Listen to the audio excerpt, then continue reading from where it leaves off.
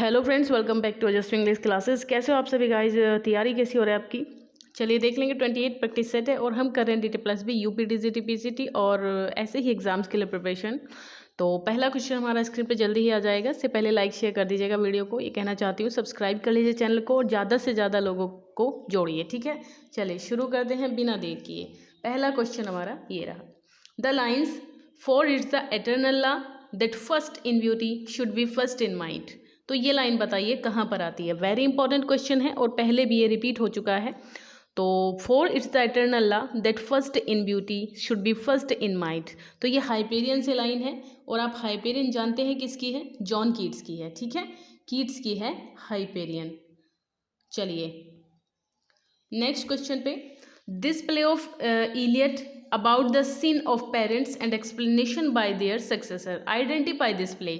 तो इस प्ले में क्या होता है? ये एक इलियट की है sin ऑफ पेरेंट्स, मतलब जो sin है, जो अपराध किया है वो पेरेंट्स ने किया है, और एक्सप्लेनेशन बाय देयर सक्सेसर, और ये एक्सप्लेन किया जा रहा है उनके सक्सेसर्स के द्वारा, उनके वंशजों के द्वारा। तो यहाँ पर हमारे पास ऑप्शन है द कॉन्फिडेंशियल क्लर्क है, यहाँ द कॉकटेल पार्टी है, द एल्डर स्टेट्समैन है, द फैमिली रीयूनियन है। तो यहाँ डी ऑप्शन ही करेक्ट है, family reunion. Ezra Pound, Amy Lowell and T Hulme are famous as, ये किस चीज़ के लिए फेमस है? किससे एसोसिएट करते हैं? क्या ये एक्सप्रेशनिस्ट्स हैं, इमेजिस्ट्स हैं, सिंबलिस्ट्स हैं, या फिर साइकोलॉजिस्ट्स हैं? तो ये आपके गाइज बी ऑप्शन करेक्ट है, ये इमेजिस्ट्स की श्रेणी में आते हैं। तो ये इमेजिस्ट से एसोसिएट, इमेजिज्म से एसोसिएट करते हैं। Who calls Wordsworth one of the chief glories of English poetry? Important question है गाइज ये भी। तो किसने कहा है वर्ड्सवर्थ को chief glory of English poetry? तो ये मैथ्यू अर्नोल्ड की स्टेटमेंट है वर्ड्सवर्थ के लिए, करेक्ट। नेक्स्ट क्वेश्चन पे आते हैं। An illegal action inciting resistance to lawful authority and tending to cause the disruption और overthrow of the government is known as. इसमें क्या होगा? What is the answer of this question?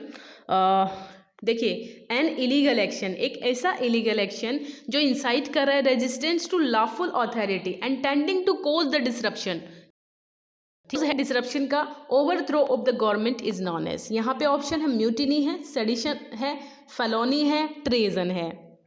तो इसमें जो आपका आंसर हो जाएगा वो हो जाएगा सेडिशन, ठीक है। B option is correct. Sovereignty का क्या मतलब है बताइए, इसमें क्या आंसर होगा? तो गवर्नमेंट अंडर कंट्रोल होता है, government free from external control होता है, गवर्नमेंट्स फेलर टू सॉवरेन, या फिर नन ऑफ दिस। तो यहाँ करेक्ट आंसर आपका बी ऑप्शन होगा, government free from external control. A coming of age story is called, बताइए। कमिंग ऑफ एज मतलब इसको डेवलपमेंटल स्टोरी भी आप कह सकते हैं। इसमें जो है एक तरीके से एज बाई एज, जैसे कोई किसी के बारे में बताया जाता है, जैसे डेविड कॉपरफील्ड आपने देखा है, तो वो एक डेवलपमेंटल नॉवल है। तो उसमें ये आपके इसमें जो है स्टेप बाय स्टेप दिखाया जाता है कि किस तरीके से बच्चा था, फिर एडल्ट हो गया, फिर इस तरीके से चीज़ें उसके साथ हुई। तो एज वाइज डेवलपमेंट एज को दिखाया जाता है इसमें। तो ये एडल्ट स्टोरी है, बिल्डिंग्सरोमन है, यूनिवर्सल है, रोमांटिक स्टोरी है। तो बी ऑप्शन इज करेक्ट ही है, ओके। बी ऑप्शन हमारा करेक्ट है। नेक्स्ट क्वेश्चन है, द वर्ड इंटीग्रल मीन्स, एक वर्ड है इंटीग्रल, इसका क्या मतलब होता है? तो ऑप्शन हमारे पास है सेक्रीफाइस, सेकेंडरी, नेग्लिजेंट। तो यहां पर हो जाएगा भाई इसेंशियल, ठीक है, जरूरी। इंटीग्रल, इसेंशियल, सिनोनिम कह दीजिए या इसका मीनिंग कह दीजिए। What constitutes the nucleus function of a university? What is the answer of this question? ठीक है, दिस इज आस्किंग हियर, क्या पूछा जा रहा है कि what constitutes the nucleus function of a university? Conducting examinations, conducing evaluation, narration, या फिर कम्युनिकेशन? क्या होगा इसका ही आंसर? तो ये हो जाएगा conducing examinations. A option is correct. The synonym of credibility, credibility का सिनोनिम क्या होता है? तो देखिए, क्रेडिबिलिटी होता है जो आसानी से किसी पे भरोसा कर लेते हैं, तो रिलायबिलिटी हो जाएगा इसका सिनोनिम, है ना। बी, सी ऑप्शन है। Less is more, none so credulous as infidels. ये लाइन है, छोटी सी लाइन है, लेस इज मोर, तो यहाँ देखिए नन सो, यहाँ पे कुछ गड़बड़ हो रही है, नन सो, यहाँ पे आप स्पेस समझ लेना, ठीक है, एक स्पेस है गाइज यहाँ पर नन और सो के बीच में, करेक्ट। तो यहाँ पूछा जा रहा है क्या, less is more, none so credulous as infidel, ठीक है। तो क्रेडुलस भी थोड़ा सा वही होता है, रिलायबल, थोड़े से क्रेडिबिलिटी, मतलब भरोसा कर लिया जाए जिस पे आसानी से। तो यहाँ ऑप्शन हमारे पास है पैराडोक्सेस में लाइटोटीज है, एक्सिमोरॉन है, सिनेक्डकी है। तो यहाँ पैराडॉक्स है गाइस, ठीक है, एक विटी रिमार्क है। The villain of great expectations is, great expectations जो कि चार्ल्स डिकन्स का है। तो इसमें आपको बताना है विलन कौन है। पिप तो इसका हीरो है, मैगविच है, ड्रम्बल है, ऑर्लिक है। कौन है इसमें एज अ विलन जो काम कर रहा है? तो ऑप्शन इसमें हो जाएगा ऑर्लिक, D option. Shelley's poem the revolt of Islam contains, बताइए इसमें रिवोल्ट ऑफ इस्लाम जो है वो कंटेन करती है 12 कैंटोज, 14 कैंटोज, 20 या फिर नो कैंटोज, कैंटोज है ही नहीं इसमें। तो ये बात करें 12 कैंटोज की, करेक्ट, ए ऑप्शन है आंसर हमारा। Who referred Lamb as Lamb the frolic and the gentle, कौन इस बात को रेफर्ड करता है लैम्प के लिए कि lamp the frolic and the gentle? Wordsworth हैं, कॉलेज हैं, शैली हैं, कीट्स हैं। तो देखिए ये बात जो कही है इनके बारे में, ये वर्ड्सवर्थ ने कही है। फ्रॉलिक और जेंटल किसने बताया है लैम्प को?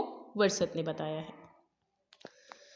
Capital punishment means, capital punishment का क्या मतलब होता है? To take earned capital, to trade capital, to put a condemned person to death, to curse a man for his capital. तो ये हो जाएगा C option, to put a condemned person to death, ठीक है, C option is correct. A serious crime such as murder और arson, एक बहुत ही सीरियस क्राइम लाइक मर्डर कर दिया हो किसी का, ठीक है, इस टाइप के जो होते हैं उनको क्या कहा जाता है? तो ट्रेजन है, म्यूटिनी है, फेलोनी है, सेडिशन है। तो उसको फेलोनी कहा जाएगा, ठीक है, C option. Laissez faire means, तो इसका मतलब क्या होता है? लेसीज फेयर ऑप्शन है influenced in trade commerce, non influence in trade commerce, high taxes on fairs या फिर लॉ टैक्सेस ऑन फेयर्स। तो नॉन इंटरफेरेंस हो जाएगा इन ट्रेड या फिर कॉमर्स। तो B option is correct here, B, non interference in trade या फिर commerce, laissez faire, okay. Gonzalo describes the ideal Commonwealth इन, गोंजेलो नाम का कैरेक्टर है, तो ये कहाँ पर जो है डिस्क्राइब करता है आइडियल कॉमनवेल्थ को? तो पहले ये देख लीजिए कि कहाँ पर है। टेम्पेस्ट में मिलता है हमें गोंजेलो, है ना, तो टेम्पेस्ट में ही कहेगा अगर टेम्पेस्ट में है ये कैरेक्टर। अब ब्लू बुक मीन्स क्या होता है? ब्लू बुक का मतलब क्या ये बुक विद ब्लू कवर होती है, पॉर्न बुक होती है, गवर्नमेंट रिपोर्ट होती है, लिस्ट ऑफ फिल्म्स होती है? तो देखिए इसको कहा जाएगा गवर्नमेंट रिपोर्ट, गवर्नमेंट रिपोर्ट को कहा जाता है blue book. One who speaks through puppets, puppets कठपुतलियाँ होती हैं जो उनके थ्रू बोलते हैं, मतलब पुतलियों के थ्रू जो अपनी स्टोरी पूरी की पूरी एक्सप्लेन कर देते हैं उनके हाव भाव से या इस तरीके से, तो उनको क्या कहा जाता है? तो ये हो जाएगा आपका ventriloquist, ventriloquist, C option. Who called 18th century an age of, पर ये क्या लिख दिया मैंने, रीजन, प्रोज एंड रीजन, ये यहाँ, हाँ प्रोज एंड रीजन, ये यहाँ स्पेस है गाइज, रीजन, सॉरी एक सेकंड, ये रीजन के बाद ना स्पेस है आपके पास, प्रोज एंड रीजन है ये, ठीक है, an age of prose and reason. Arnold ने कहा है, इलियट ने, वर्ड्सवर्थ ने या फिर टेनिसन ने? तो ये स्टेटमेंट तो बिल्कुल मुझे लग रही है वर्ड्सवर्थ, सॉरी अर्नोल्ड की, है ना, मैथ्यू अर्नोल्ड की हो सकती है ये स्टेटमेंट। तो यही सही आंसर हो जाएगा हमारे पास, यस, है ना, मैथ्यू अर्नोल्ड, ए ऑप्शन।